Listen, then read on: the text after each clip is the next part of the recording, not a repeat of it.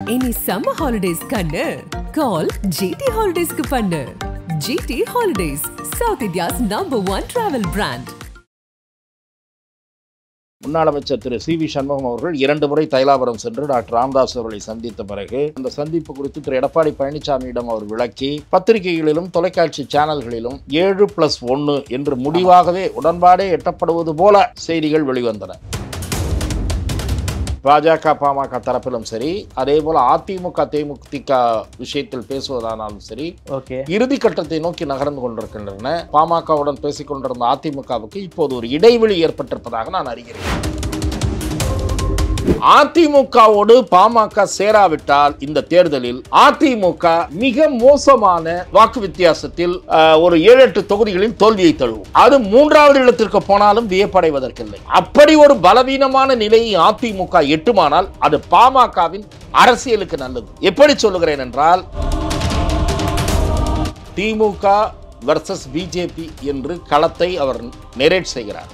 அந்த நேரேஷனுக்கு அவர் கொண்டு போகிறார். ஆகவே Annamalai has brought BJP into the center stage by strongly criticizing DMK. அதை எவன் மாற்றிக்கணும்? அந்த லைன் அவர் ஏன் மாற்றிட்டு ஏடிஎம்கேயோட சண்டை போடணும்?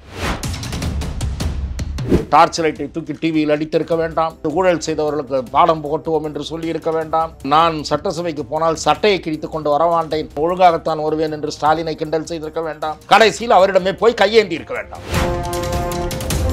விஜயோட ஸ்டாண்ட் நமக்கு என்ன தெரிஞ்சிருச்சு?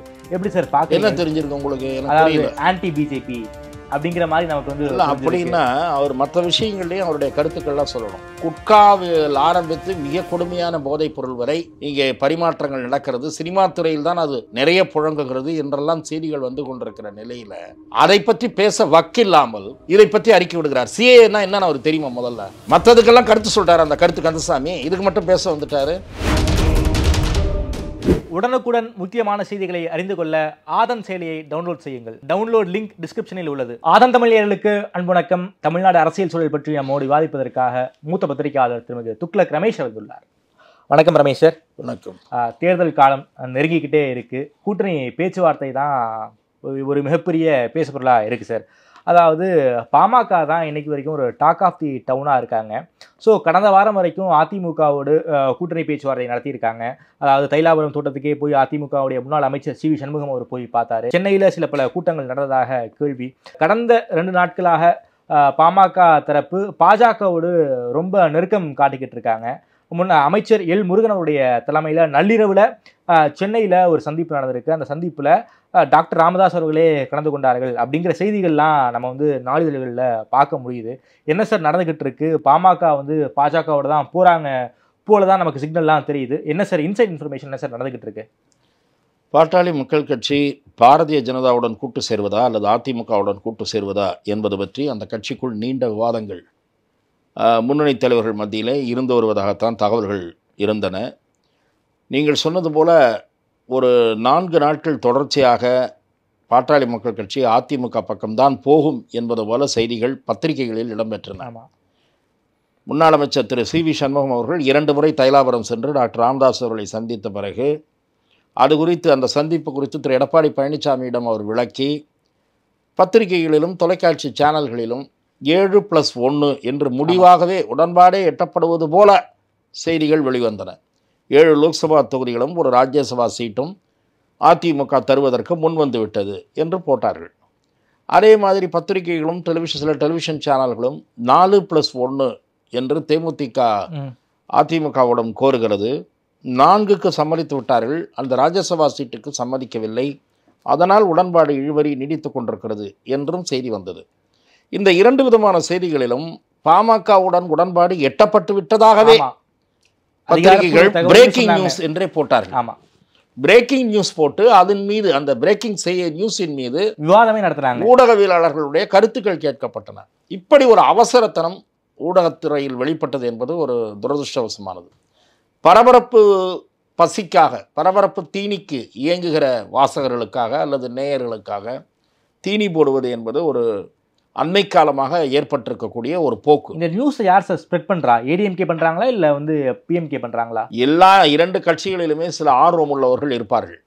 அதாவது பத்திரிகையாளர்கள் அவர்களுக்கு வந்து ஒரு முக்கியத்துவம் கொடுப்பார்கள். அவர்கள் பற்றிய பெயரை போடுவதோ, அவர்கள் சொல்லுகிற கருத்தை வெளியிடுவதோ, சேனல்களாக இருந்தால் அவர்களிடம் பைட் கேட்பதோ என்பது வைத்துக்கொள்கிற அந்த தொடர்பை வைத்துக்கொள்கிற போது அத்தகையோர் என்ன நடந்தது, உள்ளே என்ன பேசுனாங்கன்னு சொல்லுவது இயல்பு. அதன் காரணமாகத்தான் அண்மை காலமாக பொதுக்குழு செயற்குழுவில் பேசுவது, மாவட்ட செயலாளர்கள் ஆலோசனை கூட்டத்தில் பேசுவதெல்லாம் அப்படியே தகவலாக வருகிறது அடுத்த நாள். அதில் பாதி சரியாகத்தான் இருக்கிறது.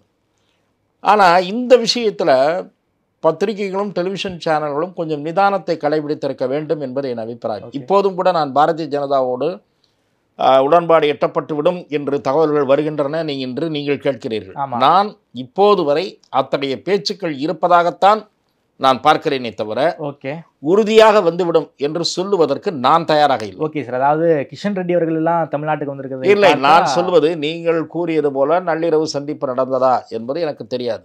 ஆனால் 2 கட்சிகளிலும் சில நண்பர்கள் எனக்கு இருக்கிறார்கள், அல்லது அந்த கட்சிகளோடு மிக நெருக்கமாக தொடர்புடைய முக்கியஸ்தர்கள் சிலர் இருக்கிறார்கள் என்றாலும் கூட அவர்களை கூட இன்னமும் உறுதிப்படுத்த முடியாமல் தான் இருக்கிறார்கள். அநேகமாக வந்துவிடும், பிஜேபி அணிக்கு பாமக வந்துவிடும் என்று பாஜகவுக்கு முக்கியமான சோர்சஸ் அவர்கள் சொல்லுகிறார்கள். ராஜ்யசபா சீட் என்பது இழுத்து கொண்டிருக்கிறது. அதேபோல் அமைச்சர் பதவி என்பது வெற்றி பெற்ற பிறகு வெற்றி பெறுகிறவருக்கு தருகிறது பற்றி பரிசீலிக்கலாம் என்று சொல்லப்படுவதாக நான் அறிகிறேன். உடன்பாடு வருகிறதா என்பது தெரியவில்லை. ஆனால் 2 தரப்பிலேயுமே பேச்சுவார்த்தைகள் இறுதி கட்டத்தை நோக்கி நகர்ந்து கொண்டிருக்கின்றன. ஓகே, அதாவது பாமக பாஜக தரப்பிலையா? பாஜக பாமக தரப்பிலும் சரி, அதே போல் அதிமுக தேமுதிக விஷயத்தில் பேசுவதானாலும் சரி, இறுதி கட்டத்தை நோக்கி நகர்ந்து கொண்டிருக்கின்றன. தொடர்ச்சியாக பேசிக்கொண்டிருந்த பாமகவுடன் பேசிக்கொண்டிருந்த அதிமுகவுக்கு இப்போது ஒரு இடைவெளி ஏற்பட்டிருப்பதாக நான் அறிகிறேன். ஓகே, அந்த மட்டும் என்னால் சொல்ல முடியும். அதிமுக தொடர்ந்து தொடர்பில் இருந்த நிலையில் இப்போது ஒரு இடைவெளி ஏற்பட்டு இந்த பக்கம் பேச்சுவார்த்தைகள் மும்முரமாக நடைபெற்றுக் கொண்டிருக்கின்றன என்பதுதான் இப்போதைய நிலவரம். Okay sir. ஆனால் எனக்கு சொல்லப்படுகிற தகவல் என்னவென்றால், அடுத்த 1-2 தினங்களில் முடிவுகள் எட்டப்பட்டு விட வேண்டும் என்று அகில இந்திய பாஜக தலைமை குறிப்பாக ஸ்பெசிஃபிக்காக அந்த அசைன்மெண்ட்டை தமிழ்நாடு டீமிடம் கொடுத்திருக்கிறது. அதே போல மேலிடத்திலிருந்து அனுப்புகிற பிரதிநிதிகளிடமும் மிக விரைவாக இதை முடிக்குமாறு தெரிவித்திருக்கிறது என்று நான் அறிகிறேன். ஓகே சார், அதாவது உங்களுடைய வாதத்தின் வாயிலாக பாஜக பாமக கூட்டணி, அதே போல அதிமுக தேமுதிக கூட்டணி சாத்தியம் அப்படின்னு தான் நான் நினைக்கிறேன். கிட்டத்தட்ட அதுதான் சரியா? இல்லை, நான் அதை உறுதிப்படுத்த தயாராக இல்லை. ஓகே, ஏனென்றால் பாட்டாளி மக்கள் கட்சியை போல தேமுதிகவும் ராஜ்யசபா சீட் கேட்பதை அதிமுக கொடுப்பதற்கு முன்வருமா என்பது பற்றி எனக்கு சந்தேகங்கள் இருக்கின்றன. ராஜ்யசபா சீட்டு அதிமுகவுக்கு 1 தான் கிடைக்கும். இன்னொரு 2வது சீட்டு வேணும்னா ஒரு 4-5 எம்எல்ஏக்கள் மற்றவர்களுடைய தயவு தேவை. அவர்களுக்கு கம்ஃபர்டபுளாக இருக்கிறது ஒரு சீட்டு தான். 35 எம்எல்ஏ ஓட்டு வேணும்னா 35. அதிமுக கிட்ட இருக்கிற எம்எல்ஏ போராது 2வது சீட்டுக்கு. ஸோ அந்த ஒரு சீட்டை தேமுதிகவுக்கு கொடுத்து அக்ரிமெண்ட் போடுறாங்கன்னு வைங்க, அதிமுக பலவீனமான நிலையில் இருப்பதாகத்தான் அரசியல் பார்வையாளர்கள் நினைப்பார்கள். அப்படியாவது ஒரு சீட்டு ராஜ்யசபா சீட்டாவது கொடுத்து தேமுதிக இழுக்கிற அளவுக்கு அது பலமான கட்சியானா பலமான கட்சி இல்லை. அதான் யதார்த்த நிலவரம். மறைந்த கேப்டன் அவர்களுக்கு இருக்கக்கூடிய தனிப்பட்ட இமேஜ் என்பது, அவருடைய மனிதநேய பண்பு, அவருடைய வள்ளல் தன்மை, இதன் காரணமாக பெரும் அளவிலான மக்கள் அவருக்கு அஞ்சலி செலுத்த வந்தார்கள். அதன் காரணமாக அந்த கட்சிக்கு ஓட்டு போட மாட்டார்கள். அந்த கட்சியினுடைய ஸ்ட்ரென்த் என்ன, ப்ரூவன் ஸ்ட்ரென்த் என்ன, 1% கீழே தான். கடைசியாக ஈரோடு கிளிக்கில் டெபாசிட் கூட வாங்கல. ஆக அந்த நிலையில் 1% இருக்கக்கூடிய ஒரு கட்சிக்கு 4 எம்பி பதவியும் ஒரு ராஜ்யசபா சீட்டும் தருவதற்கு அதிமுக தயாராக இருந்தால், அதே மாதிரி தான் பாஜகவும், அவர்கள் தங்களுடைய நிலையில் பலவீனமாக இருக்கிறார்கள் என்றுதான் பார்க்கப்படும். அதுதான் உண்மையும் கூட. அரசியல் யதார்த்த நிலை என்ன என்றால், அந்த ஆஃபரை யார் ஒத்துக்கிட்டாலும் அவங்க வீக்கா இருக்காங்கன்னு தான் அர்த்தம். ஓகே சார், ஒரு பத்திரிகையாளராக, ஒரு அரசியல் விமர்சகராக பாமக எந்த அணிக்கு போனா சார் பாமகவுக்கு சேஃப்னு நீங்கள் நினைக்கிறீங்க? நீங்கள் அது ஒரு முக்கியமான ஆய்வுக்கு அல்லது ஒரு ஆழமான பார்வைக்கு உரிய ஒரு கேள்வி. இது பாட்டாளி மக்கள் கட்சியிலேயே 2 விதமான கருத்துக்கள் இருப்பதாக நான் சொன்னேன் இல்லையா? ஆமாம். அதில் அவங்க சில பேர் என்ன சொல்கிறாங்க, இப்போ நம்ம அதிமுகவோட சேர்ந்தோம்னா 1-2 சீட்டு ஜெயிக்கவும் வாய்ப்பு வரலாம். நார்த்தில் நம்ம ஸ்ட்ராங்காக இருக்கிற இடங்களில் அதிமுகவினுடைய உதவியோட சட்டமன்ற தேர்தலில் நம்ம அதிமுக கூட்டணி உறுதிப்பட்டு அதையும் சேர்த்து, அது கூட சில பத்திரிகைகளில் ஹேஷியமாக வந்தது, 40 சீட்டு சட்டசபைக்கு கொடுப்பீங்களா, அதையும் இப்பயே சொல்லுங்கள் இதெல்லாம் ஹேஷியங்கள் தான். அதற்கு அதிமுக ஒத்துக்கொண்டா அதுவும் இன்னும் அசிங்கம். இது ஒரு பக்கம். சட்டசபை தேர்தலில் அவங்களோட இருக்கலாம், நிறைய ஜெயிக்கலாம், இதெல்லாம் ஒரு பேச்சு இருக்கு. ஆனால் நான் வேறொரு கோணத்தில் இதை சிந்திக்கிறேன். என்னன்னு சொன்னா, பாரதிய ஜனதா அணியில் சேர்ந்தால் ஒரு முறை 2014 2 பேர் வெற்றி பெற்றார்கள். டாக்டர் அன்புமணி ராமதாஸ் அவர்களும் பொன் ராதாகிருஷ்ணன் வெற்றி பெற்றார்கள். அதை போல ஒருவர் வெற்றி பெற்றுவிட்டால் அவருக்கு அமைச்சர் பதவி நிச்சயமாக பாஜக அளிக்கும். ஓகே சார், எப்படி சார் மாற்று கட்சியை சேர்ந்த ஒருவருக்கு அமைச்சர் பதவி பாஜக கொடுப்பாங்க? நிச்சயமாக ஒரு கூட்டணியில இப்போ உத்தரவாதத்தை தராமல் இப்போ அந்த உத்தரவாதத்தை தரமாட்டாங்க. பின்னால தருவதற்கு வாய்ப்பு இருக்கிறது. இது ஒரு பக்கம் இருக்கட்டும். இன்னொன்று, அதிமுகவோடு பாமக சேராவிட்டால் இந்த தேர்தலில் அதிமுக மிக மோசமான வாக்கு வித்தியாசத்தில் ஒரு 7-8 தொகுதிகளில் தோல்வியை தழுவும். ஓகே, அது 3வது இடத்திற்கு போனாலும் வியப்படைவதற்கில்லை. அப்படி ஒரு பலவீனமான நிலையை அதிமுக எட்டுமானால் அது பாமகவின் அரசியலுக்கு நல்லது. எப்படி சொல்லுகிறேன் என்றால், அதன் பிறகு சட்டமன்ற தேர்தல் நடக்கும் போது தமிழக அரசியல் கூட்டணி ஆட்சியை நோக்கி நகரும் என்று நான் திடமாக நம்புகிறேன். அது பாரதிய ஜனதா கட்சி வாக்கு சதவீதம் பாமகவோடு சேருவதன் மூலம் உயரும். பாமக, ஓபிஎஸ், டிடிவி எல்லாம் சேரும்போது அந்த வாக்கு வங்கி உயரும். உயர்கிற வாக்கு வங்கியின் மூலம் தமிழ்நாட்டில் அரசியல் மாற்றம் நடப்பதற்கு ஒரு வாய்ப்பு பிறக்கும். அதாவது கூட்டணி ஆட்சி அமையன்னு சொல்ல வரீங்க. அது பாஜக பக்கம் நின்று பேசுகிற கட்சிகளானாலும் சரி, அதிமுக பக்கம் நின்று பேசுகிற கட்சிகளானாலும் சரி, கூட்டணி ஆட்சி என்ற நிபந்தனையை விதிக்கும். அந்த அளவுக்கு அதிமுகவினுடைய வாக்கு சதவீதம் இறங்க வேண்டும் என்று சொன்னால் பாமக இப்போது அதற்கு வலிமை ஊட்டக்கூடாது, அதிமுகவுக்கு வலிமை ஊட்டக்கூடாது. அதிமுக ஒருவேளை பாமக சேருகிறது என்று வைத்துக் கொள்ளுங்கள், தன்னுடைய வாக்கு வங்கியை ஓரளவு பாதுகாத்து தக்க வைத்துக் கொள்ளும். தக்க வைத்துக் கொண்ட பிறகு பழைய அண்ணன் மனப்பான்மையோடு தான் கூட்டணி கட்சிகளை அணுகும் 26 தேர்தலின் போது.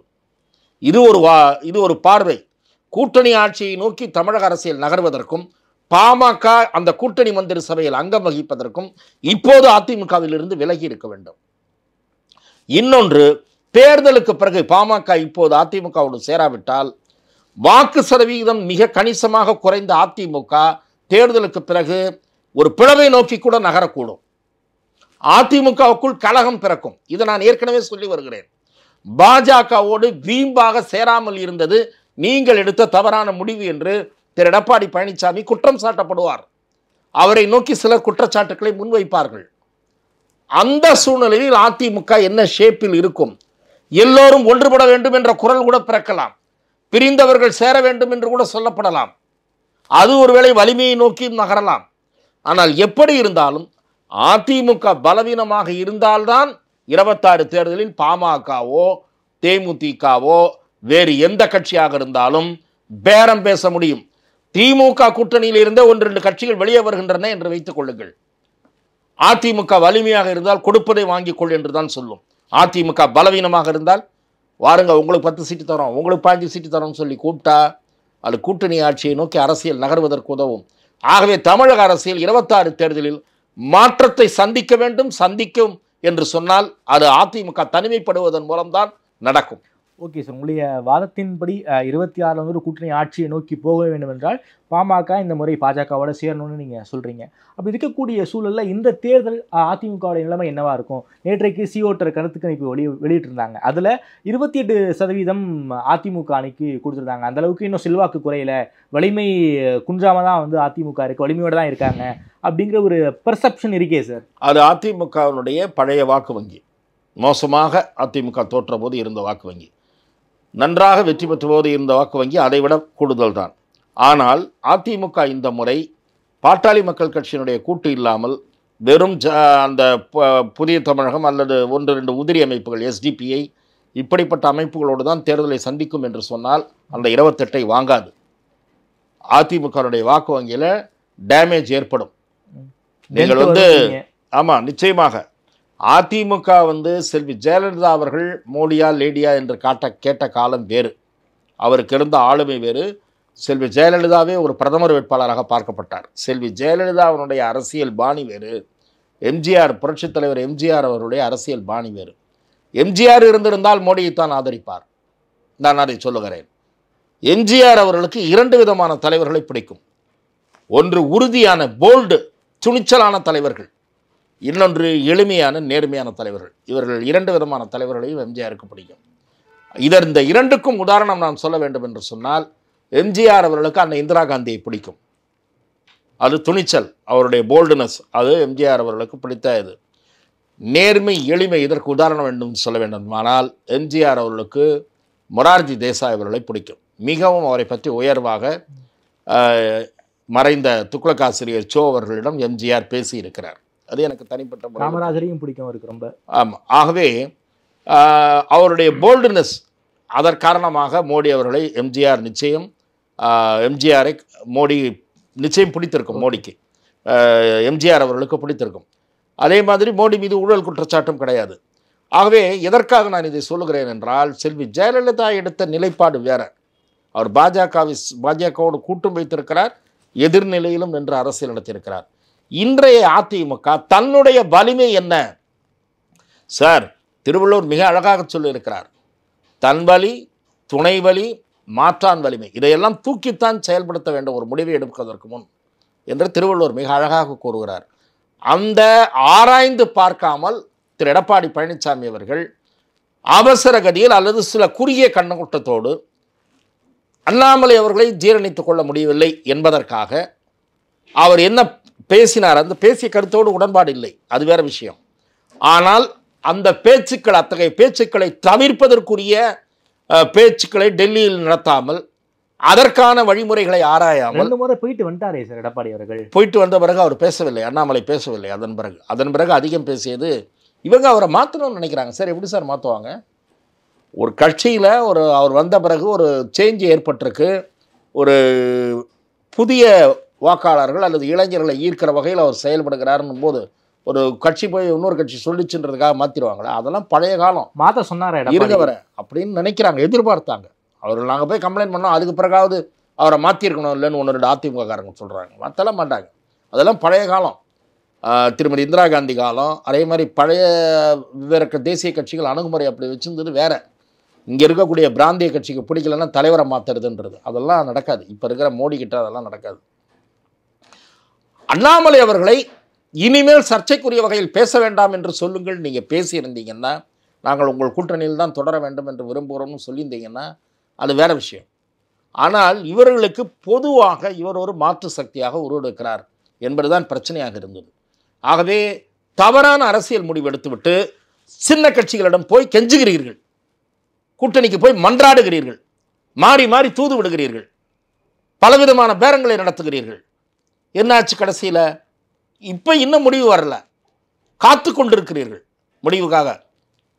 முதல்ல காங்கிரஸ் கூட்டணியிலேருந்து வரும் ஆள்லாம் வந்துடும் நினச்சிங்க, அது ஒரு அரசியல் பிழை. உங்களுக்கு வியூகமே தெரியலன்னு அர்த்தம். உங்களுக்கு ஒரு வியூக வகுப்பாளர் வேற ஒரு ஆலோசனை, விசேஷ ஆலோசனை, அவருக்கு என்ன ஃபீஸ் கொடுக்கப்பட்டதுன்னு தெரியல. அவர் வந்துடுவாருன்னு சொன்னாங்க, ஒன்றும் நடக்கலை. காங்கிரஸ் வந்தாலே வந்துடும், திரும்ப வந்தால் வந்துடுவார், இவர் வந்தால் வந்துடுவார். சீமான் கிட்ட தூது விட்டீங்க, சீமான் சுயமரியாதை இருக்குது, நான் ஜெயிச்சாலும் தோத்தாலும் தனியாக தான் நிற்பேன்னாரு. ஆக அதிமுக வியூக வகுப்பில் தோல்வி அடைந்து விட்டது என்பதை இந்த நாடாளுமன்ற தேர்தல் உணர்த்தி இருக்கிறது. அதே போல பாமகவும் அதிமுக பக்கம் போகாவிட்டால் வாக்கு விஷயத்திலும் பெரிய சரிவை அதிமுக சந்திக்கும். ஓகே சார், கடந்த முறை நேற்றைக்கு பாஜக மாநில தலைவர் அண்ணாமலையுடைய செய்தியாளர் சந்திப்பு, அதிலேயே நான் ஒரு கேள்வி ஒன்று கேட்டேன். பிரதமர் அவர்கள் அதிமுகவை எந்த ஒரு விமர்சனமும் வைக்கவே இல்லை. குறிப்பாக அதிமுக தலைவர்கள் பாஜகவின் மீது மிக கடுமையான விமர்சனம் வச்சிருக்கீங்க.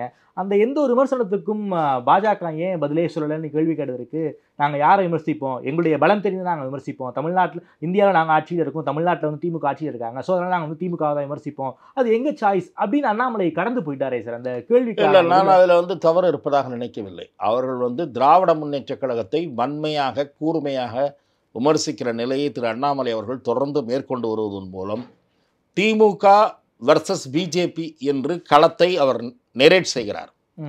அந்த நேரேஷனுக்கு அவர் கொண்டு போகிறார், அண்ணாமலை கொண்டு போறாரு.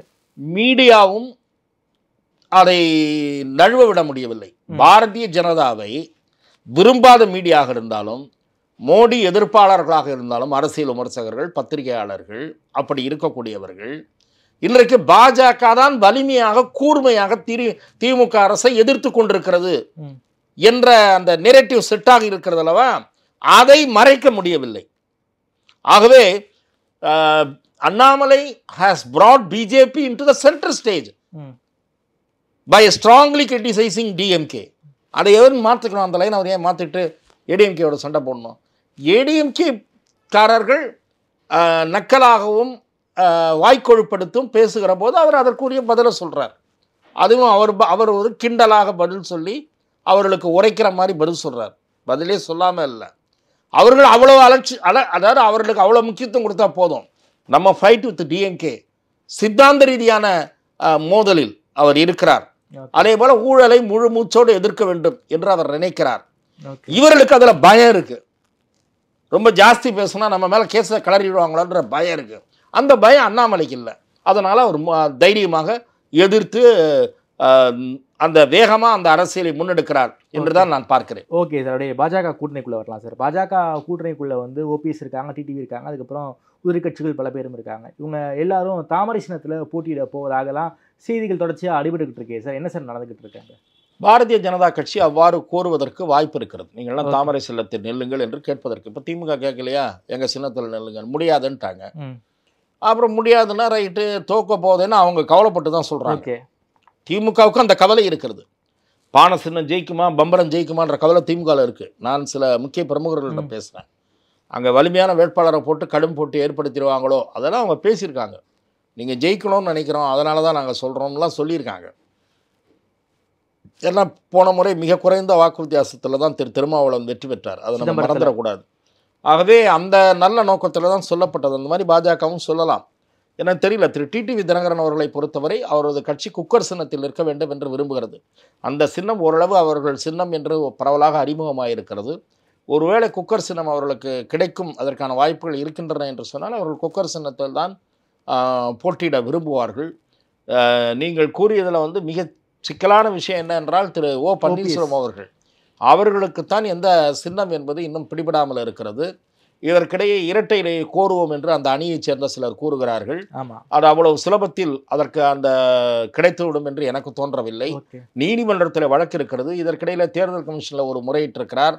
அதிமுக பொதுக்குழு முறையாக நடத்தப்படவில்லை என்ற வழக்கு இன்னமும் நிலுவையில் இருக்கிறது.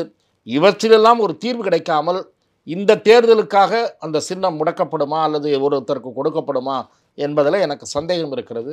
திரு ஓ பன்னீர்செல்வம் அவரை சார்ந்தவர்கள் பாஜக அணியில் எத்தனை சீட்டு பெறுகிறார்கள், அவர்கள் எந்த சின்னத்தில் கேட்டிருப்பதாக தகவல் வருது. கேட்கலாம் சார். இப்போ வந்து காங்கிரஸ் கூட தான் நாங்கள் போன தடவை கூடுதலாக நிற்போம்னாங்க.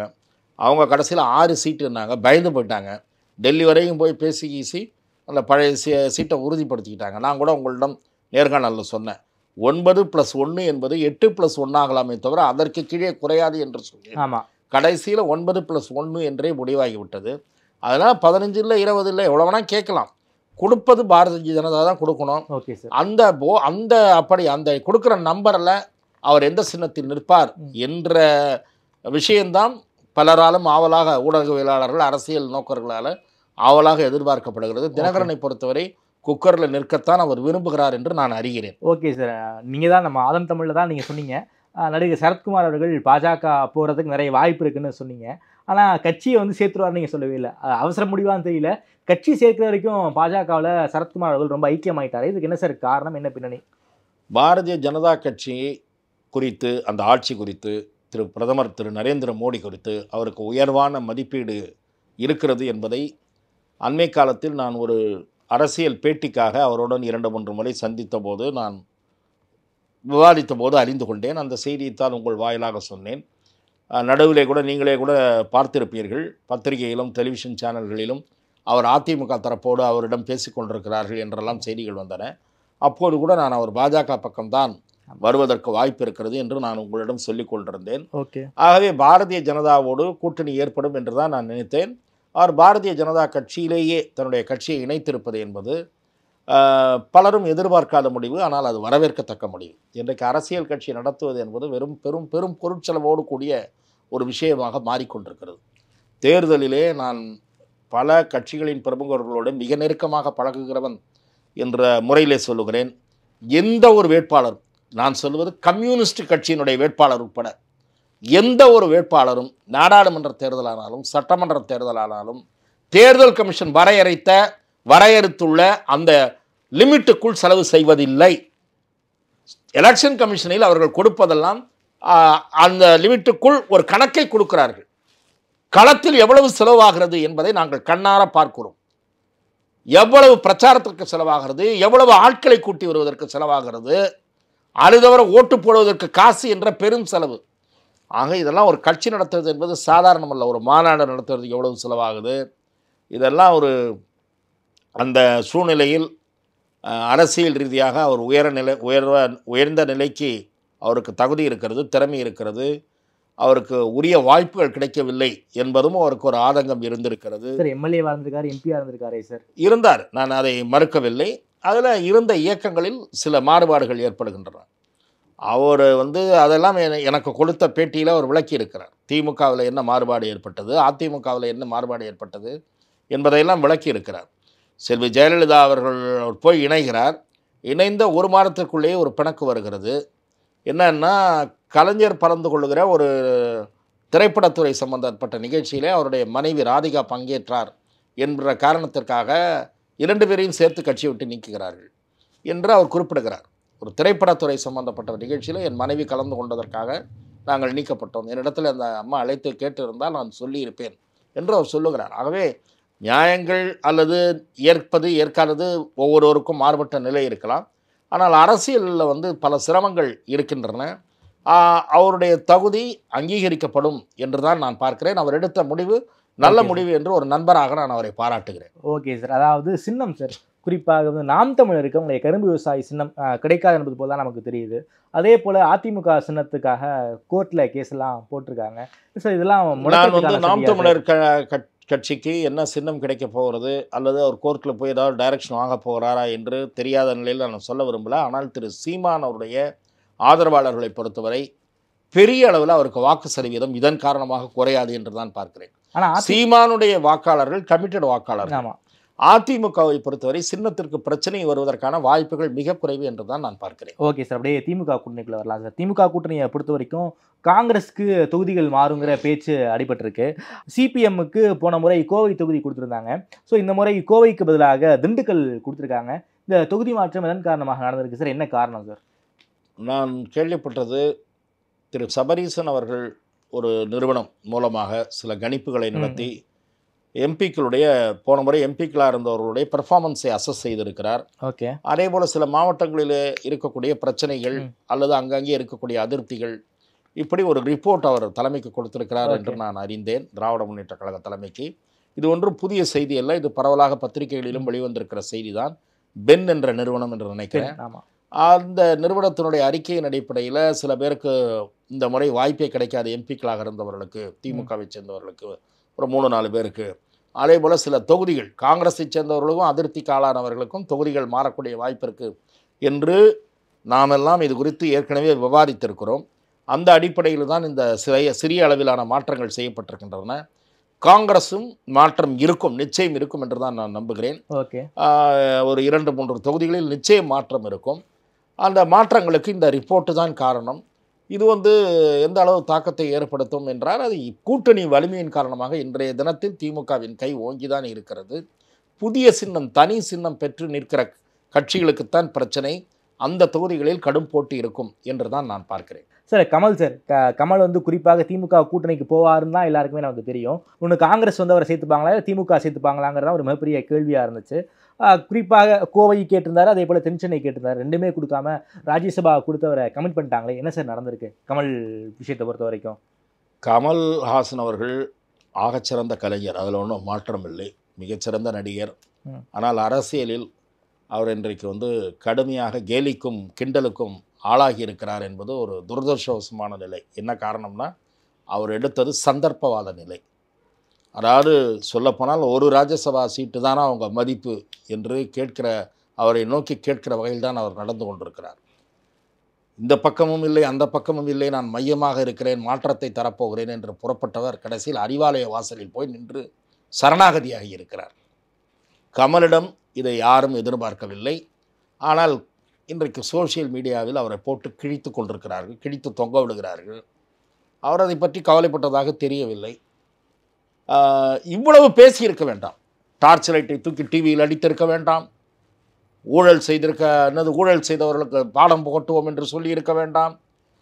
நான் சட்டசபைக்கு போனால் சட்டையை கிழித்து கொண்டு வரமாட்டேன், ஒழுங்காகத்தான் வருவேன் என்று ஸ்டாலினை கிண்டல் செய்திருக்க வேண்டாம். கடைசியில் அவரிடமே போய் கையேந்தி இருக்க வேண்டாம். கமலின் விலை ஒரு ராஜ்யசபா சீட்டா என்ற கேள்விதான் இன்றைக்கு அவரை நோக்கி எழுந்திருக்கிறது. ஆகவே கமல் இதற்கு மேல் நான் மாற்றம் தருகிறேன் என்று புறப்பட்டால் மக்கள் சிரிப்பார்கள். சார், நேற்றைக்கு நடந்த செய்தியாளர் சந்திப்பில் இன்னொரு கேள்வியும் அண்ணாமலை நோக்கி கேட்டேன். அதாவது கோவையில் நீங்கள் போட்டியிட போகிறீங்க, அதனால தான் வந்து சிபிஎம்க்கு கொடுக்காம அந்த இடத்துல திமுகவே நிற்க போகிறாங்க அப்படிங்கிற ஒரு கேள்வியை கேட்டேன். அதற்கு வந்து அந்த கேள்வியை கடந்துட்டு போகாமல், நான் இங்கே தலைமை வந்து என்னை வந்து இங்கே போட்டி போடுங்கன்னு சொல்லலை, போட்டி போடாதீங்கன்னு சொல்லவே இல்லை, எந்த ஒரு முடிவும் தலைமை வந்து என்கிட்ட சொல்லவே இல்லை அப்படிங்கிற ஒரு பதிலை கொடுத்துருந்தாரு. என்ன சார், கோவை ஃபார் அண்ணாமலையா? இல்லை, அவர் வந்து அந்த பதிலின் போது சேர்த்து இன்னொரு வாசகத்தையும் சொன்னார். நான் இங்கே கடுமையாக கட்சிக்காக உழைத்து பல பேரை மேலே அனுப்ப வேண்டும் என்று நினைக்கிறேன். அந்த பணியில் தான் எனக்கு விருப்பம். ஆமாம், நீங்கள் கூறுவது போல நான் கோவையில் நிற்க வேண்டும் என்று இதுவரை கட்சி என்னிடம் கூறவும் இல்லை, நீங்கள் போட்டியிட வேண்டாம் என்றும் கூறவில்லை என்று சொன்னார். இதுதான் அவருடைய பதில். இதுதான் யதார்த்த நிலையும் கூட. என்னை பொறுத்தவரை அவர் தமிழகம் முழுவதும் பிரச்சாரத்திற்கு பயன்படுவார். அவரை ஒரு தொகுதிக்குள் முடக்குவது சரியாக இருக்காது என்பது ஒரு அரசியல் விமர்சகராக என்னுடைய பார்வை. ஓகே சார், அதே போல் விஜய் வந்து தமிழக வெற்றி கழகம் கட்சி ஆரம்பிச்சிருக்காரு. குறிப்பாக அதுக்கான ஒரு செயலி ஒன்று லான்ச் பண்ணியிருந்தார். அதாவது உறுப்பினர் சேர்க்கைக்கான ஒரு ஆப்பை வந்து லான்ச் பண்ணியிருந்தார். கிட்டத்தட்ட 2 நாளில் வந்து 50 லட்சம் பேர் சேர்ந்துட்டாங்க அப்படிங்கிற டேட்டாஸ்லாம் வந்து விஜய் கட்சிக்காரவங்க பேசிக்கிறாங்க. குறிப்பாக அவருடைய ஸ்டாண்டு வந்து நமக்கு கிளியராக தெரிஞ்சிருச்சு. அந்த சிஏஏ அமல்படுத்தினதுக்கு எதிர்வினையாக, ஸோ அதற்கு எதிராக ஒரு அறிக்கை கொடுத்துருக்காரு. விஜயோடைய ஸ்டாண்ட் நமக்கு என்ன தெரிஞ்சிருச்சு? எப்படி சார் பார்க்க என்ன தெரிஞ்சிருக்கு உங்களுக்கு? அதாவது ஆன்டி பிஜேபி அப்படிங்கிற மாதிரி நமக்கு வந்து அப்படின்னா அவர் மற்ற விஷயங்கள்லையும் அவருடைய கருத்துக்கள்லாம் சொல்லணும். தமிழ்நாட்டை கடந்த ஒரு வாரமாக உலுக்கி கொண்டிருக்கிற, மிகப்பெரிய அளவில் உலுக்கி கொண்டிருக்கிற பிரச்சனை போதை கடத்தல் பிரச்சனை, போதை மருந்து கடத்தல் பிரச்சனை. தமிழ்நாடு முழுவதும் குட்காவில் ஆரம்பித்து மிக கொடுமையான போதைப் பொருள் வரை இங்கே பரிமாற்றங்கள் நடக்கிறது. சினிமா துறையில் தான் அது நிறைய புழங்குகிறது என்றெல்லாம் செய்திகள் வந்து கொண்டிருக்கிற நிலையில் அதை பற்றி பேச வக்கில்லாமல் இதை பற்றி அறிக்கை விடுகிறார். சிஏன்னா என்னன்னு அவர் தெரியுமா? முதல்ல குடியுரிமை திருத்த சட்டத்தினுடைய கூறுகள் அவர் அறிவாரா? மற்றதுக்கெல்லாம் கருத்து சொல்லிட்டார் அந்த கருத்து கந்தசாமி, இதுக்கு மட்டும் பேச வந்துட்டாரு. பிஜேபி எதிர்ப்பு நிலை என்றால் எல்லா விஷயங்களையும் இவருடைய நிலை என்ன என்பதை தெளிவுபடுத்த வேண்டும். இது அவசரத்தனமாக வெளியிட்ட அறிக்கை என்று தான் நான் பார்க்கிறேன். அதுவும் குறிப்பாக திரைத்துறையும் நோக்கியும் விரல்கள் நீண்டு கொண்டிருக்கக்கூடிய போதை விவகாரம், அது நடிகர் நடிகைகளுக்கு சப்ளை செய்யப்படுகிறது என்றெல்லாம் எழுதப்படுகிறது. திரைப்படத்துறையிலே அந்த போதை மருந்து பணம் வந்திருக்கிறது என்று வந்திருக்கிறது குற்றச்சாட்டு. அதை பற்றி கருத்து சொல்ல வேண்டியதானே, அவர் அது ஏன் சொல்லலை? ஆகவே விஜய் ஏதோ தானும் அரசியலில் நானும் ரவுடி தான் வடிவேலு சொல்கிற மாதிரி அந்த மாதிரி தான் அவருடைய அறிக்கையை நான் பார்க்கிறேன். ஓகே சார், தமிழ்நாடு அரசியல் தொடர்பான பல்வேறு கேள்விகளுக்கு ரொம்ப விரிவாக பதில் சொல்லியிருக்கீங்க. குறிப்பாக இன்சைட் இன்ஃபர்மேஷன்ஸை ரொம்ப வெளிப்படையாகவும் பேசியிருக்கீங்க. நேரம் கொடுத்து பேசியமைக்கு ரொம்ப நன்றி ரமேஷ் சார். வாய்ப்புக்கு நன்றி.